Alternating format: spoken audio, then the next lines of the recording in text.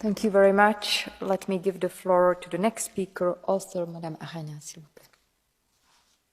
Merci Madame la Présidente. Au Cameroun, après le référendum constitutionnel de 1972, le système du gouvernement fédéraliste garantissant la représentation des 20% d'anglophones a été abandonné au profit d'un système centralisé qui donne l'avantage aux francophones. Depuis, les anglophones au Cameroun souffrent d'une marginalisation accrue qui n'a fait que s'empirer. En 2016, les enseignants et avocats de la région du sud-ouest et nord-ouest anglophones se mettent en grève car ils estiment que le gouvernement majoritairement francophone tente de réduire le système de common law et l'enseignement pratiqué en anglais dans ces régions. La réaction du gouvernement Biya est sans appel, une réponse militaire dure qui fait émerger les mouvements séparatistes et manifestations violentes. S'enclenche alors une spirale violente entre le gouvernement sourd à des revendications légitimes et s'engageant à détruire tous ceux qui veulent diviser la nation, et une radicalisation des mouvements séparatistes anglophones qui s'arment contre le pouvoir francophone de Yaoundé et qui répriment tous ceux qui afficheraient une non-affiliation à leur cause. Les victimes, comme toujours, la population civile massacrée, 3000 morts, privée d'écoles, obligée de fuir, plus d'1 million de déplacés aujourd'hui au Cameroun. Actuellement, ce gouvernement Biya refuse toujours de prendre en compte les demandes d'éléments modérés pour un retour au fédéralisme qui accorderait aux régions une plus grande autonomie. Et les séparatistes, par ailleurs divisés, campent sur leur demande d'indépendance. Nous avons aujourd'hui un certain nombre de revendications. Nous demandons une aide humanitaire, nous demandons également qu'un dialogue puisse s'établir et nous demandons que le service d'action extérieure aide à aller dans ce sens. Merci. Merci. Let me invite next speaker, author, Mr. Andrews. The floor is yours. Thank you, Madam President, Commissioner, colleagues. 2 weeks ago, 7-year-old Brandy Tatau was shot and killed by a police officer while walking home from school in Bamenda, a city in northwest Cameroon. Brandy is just one of thousands of young girls who are the utterly innocent victims of the armed conflict in Cameroon over the past 5 years. The forced schools boycott in the Anglophone regions has exposed children to child recruitment by terrorist organisations, forced labour, forced childhood marriage and sexual abuse. Children make up 28% of all cases of gender-based violence in Cameroon, and 13% of girls are married before the age of 15. Today we mark the International Day of Violence Against Women. The case of Cameroon reminds us that women and young girls continue to be systematically used as pawns in power struggles across the world. Of course, in order to protect women and girls in Cameroon, we need an immediate ceasefire and for both sides to initiate peace talks without further delay. First and foremost, we must protect life. But the only surefire way to ensure that the human rights of women, girls and others are upheld in Cameroon is to have effective legal safeguards. And that is why Renew insisted on strong emphasis on the rule of law in this urgency resolution.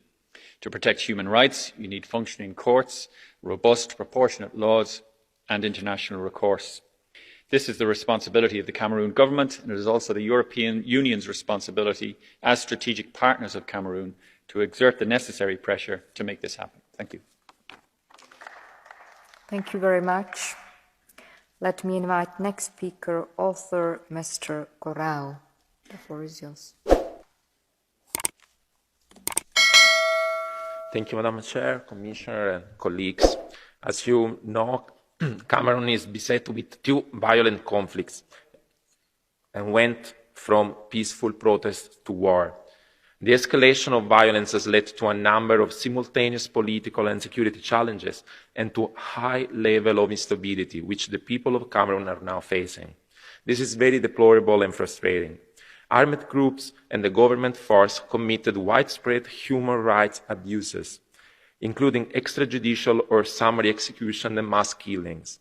This has resulted in 80% of schools in the 2 Anglophone regions being closed or destroyed, and 700,000 students are denied education. We also see that ethnic tensions are rising, with political speech turned into hate speech. based on ethnicity and gender discrimination, which is taking place in an atmosphere of terror in the region, including targeted attacks on students, teachers, but also journalists and humanitarian workers. All this is very concerning, and the European Union needs to respond strongly. It is no longer possible to ignore this conflict, and the situation is increasingly deteriorating. We need to mediate for an immediate ceasefire, calling on both sides to the conflict to cease purposefully targeting civilians, schools and children, which deprives them of the right to education. It is also time that we make use of all the financial instruments provided by development aid or other programs as a political leverage, using them to enhance the defense of human rights in a country that is suffering since too long. Thank you. Thank you very much. Let me give the floor to the next speaker, author Mrs. Bilde. The floor is yours.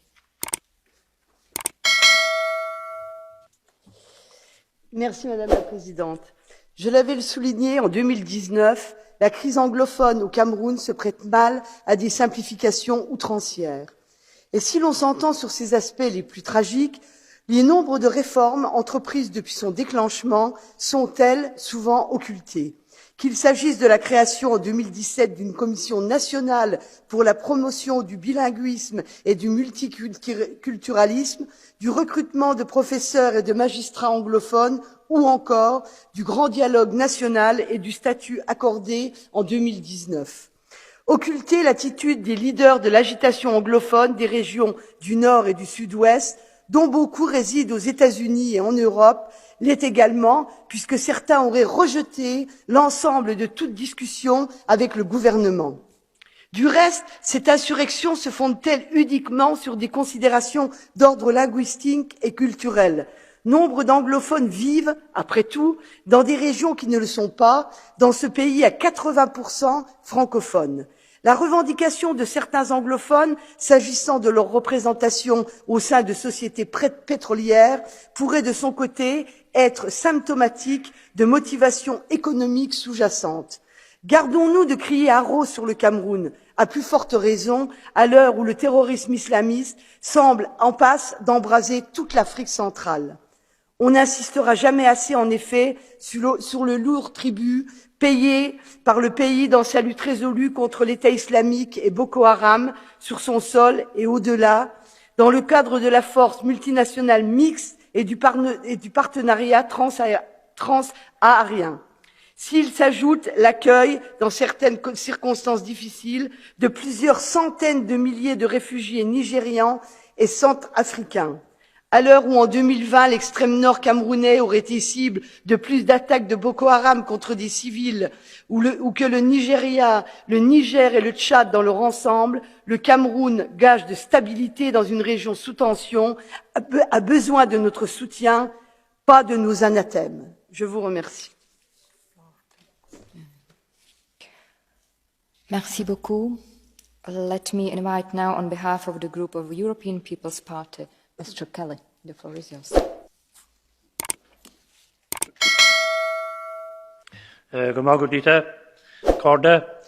In recent months, the Anglophone crisis has entered a new phase, with a drastic escalation of violence in the English-speaking regions. Having acquired more sophisticated weapons, clashes between Anglophone separatist armed groups and Francophone government security forces have increased in frequency and severity. Furthermore, a total lack of investigation and prosecution for crimes committed by both sides has created a climate of impunity. The impact of this crisis on civilians has been devastating, with over 3,000 lives lost to date. My colleague Barry Andrews indicated one a few moments ago. A huge casualty in this conflict has been education, as separatists have chosen schools as their bases and camps and enforced a vicious boycott, depriving 700,000 children of their right to education. The response to the urgency has been a military one, with troops deployed in the Anglophone regions since 2016. Instead, there should be a strong focus on dialogue and accountability for the crimes committed on both sides in the Anglophone regions. I urge the European Union along with the African Union and United Nations, to continue to work to end this catastrophe through mediation.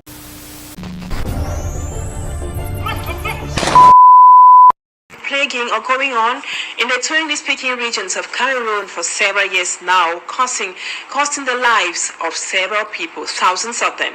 The European Union has called for the negotiations to end the Anglophone crisis.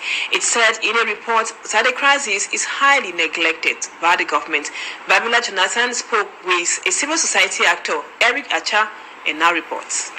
The European Civil Protection and Humanitarian Aid Operations, ECHO, describes the Anglophone crisis as an acute, forgotten crisis in the northwest and southwest regions of Cameroon.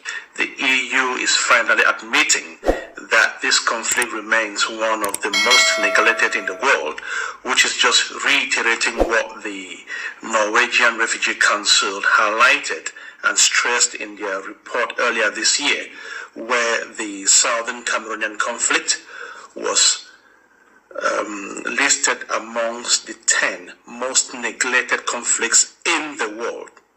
10 most neglected conflicts in the world. That means quite a lot. So with the EU report coming now towards the end of 2023, reiterating the same issue, that this conflict is underreported, it's underfunded, and it's not gaining the traction that it deserves, speaks volumes. In its second crisis report, the humanitarian arm of the European Union highlights statistics produced by the UN Humanitarian Coordination Agency, OCHA, and Human Rights Watch. 1.7 million people affected, 633,120 internally displaced, 9,045 refugees in Nigeria, and 6,000 victims as of January 2022. Complicating access for humanitarian groups. Challenges persist, such as limited human resources within clusters. In 2023, the European Union allocated 25.4 million euros in humanitarian assistance to Cameroon, both for the crisis in the northwest, southwest, and far north regions. Besides humanitarian action, the EU calls for negotiation to solve the problem. There is no military solution. No amount of firepower is going to resolve this conflict. And I am quite pleased to see that the EU has in this report stressed that fact that addressing the root causes of the conflict remains the only way out of the conflict. Meantime, OCHA and partners continue advocating for unimpeded access amid a suspicious environment. Eric Acha emphasized further that using the military is not going to bring the much desired peace to the northwest and the southwest regions. Let's listen to him in this excerpt. EU has spoken without waffling there. That is, blaming both sides for the atrocities being committed in the region throughout this conflict. This is something which we all know the current Cameroonian regime will frown at, because over the years, over the last 6 years plus, they have done all what they can. They have struggled to distort the narrative and paint the situation as though it is only the other side that is responsible for the atrocities, for the heinous crimes, for the massacres which we've witnessed across the region throughout this conflict. Here we are today with a report from the EU stating categorically clear that both sides are responsible for that, or for those atrocities. This is very important, and if I were a member of this government or this regime reading through this report, it would be a moment to rethink, because if they should be reading through the same prism which we all are reading, and reading in between the lines, they should see where the EU is coming from and the position they are slowly taking. Meaning that it is time for this regime to wake up and know that no amount of military or firepower is going to end this conflict. It is time they get onto the negotiating table and find a way out to resolve this conflict. This conflict will end up on the table, so no amount of killing will resolve the conflict. And this is what the EU is indirectly saying in this report. One would expect the EU to highlight the fact that its partners or its member states should mount the necessary pressure required to bring the parties in this conflict onto a negotiating table. And now, before we take you out of the country, this Northern Education and International Conference takes place at the University of Douala. That would be on the promotion of official bilingualism in Cameroon for 3 days. That is from December 14 to 16. 2023 researchers and university professors from all state universities and York University in Canada shall do a diachronic analysis of official bilingualism from 1961 to the year 2023 and then project perspectives. It will be important to multiculturalism and living together in Cameroon, especially with the context of the Anglophone crisis.